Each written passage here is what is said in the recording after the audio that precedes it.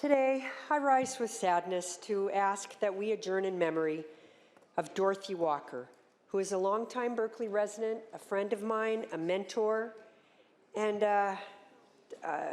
just a great leader on housing and so much more, not only for the city of Berkeley, but for the state.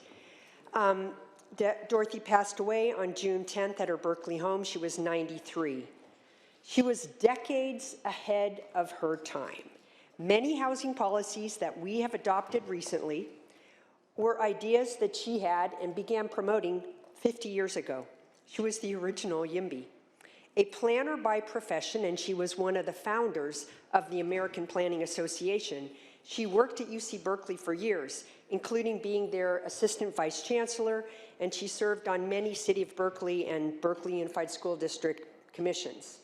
She was born in Stockton, grew up in Angels Camp, and came to UC Berkeley in 1948 with her then husband, Joe Kamaya.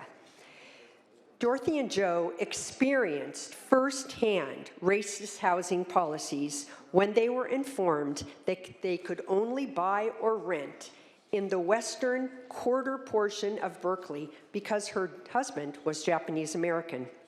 She was very angered by this because her husband's family had already experienced the racism of being sent to an internment camp during World War II.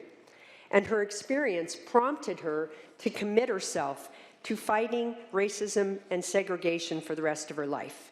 In the early 60s, she was one of the leaders of Berkeley's school desegregation efforts.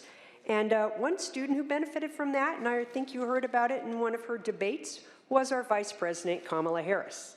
Kids of color like Kamala, who lived in the flatlands, were bused to schools in the mostly wealthy Berkeley Hills. But desegregating our schools did not desegregate Berkeley, as I'm sure we saw in many other communities. Our neighborhoods were still divided by color. So Dorothy realized early on that housing policies deepened segregation. Single-family zoning, prohibitions on multifamily housing, those effectively kept people of color, especially Black residents, from living in the majority of neighborhoods. So Dorothy was served on the Berkeley Planning Commission in 1972 and proposed in 1972 to abolish single-family zoning in Berkeley's wealthy neighborhoods. Her idea was way ahead of its time.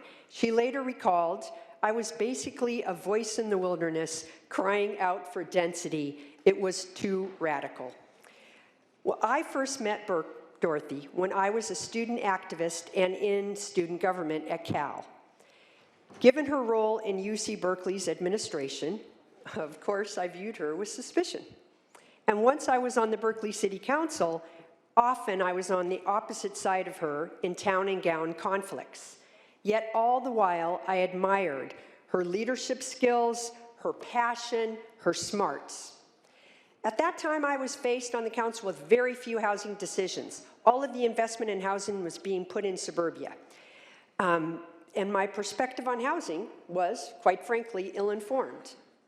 Later in the 90s, after I got off the council, I had an aha moment when I started a project called Cities for Climate Protection. And during that process, all of my cities in California, doing inventories, greenhouse gas emissions inventories, realized that transportation was the single largest source of emissions in their communities. Why? Land use and housing decisions that kept housing far away from jobs, schools, services, and that sort of thing, which made people car dependent. Then I realized that Dorothy Walker was right. Not only were housing policies exclusionary, they were making climate change worse. She and I reconnected then in the 90s while her ideas started to gain traction in Berkeley, and Berkeley was engaged in a planning process to increase the density in our downtown.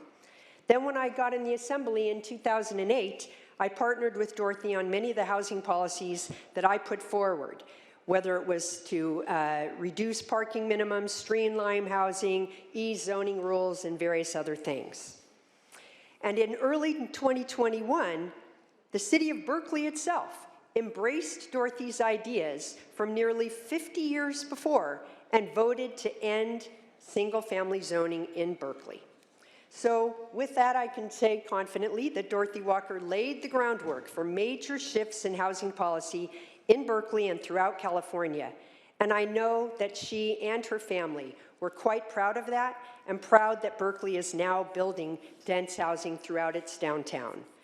She loved music and the theater. I often ran into her at various jazz concerts and Berkeley Repertory.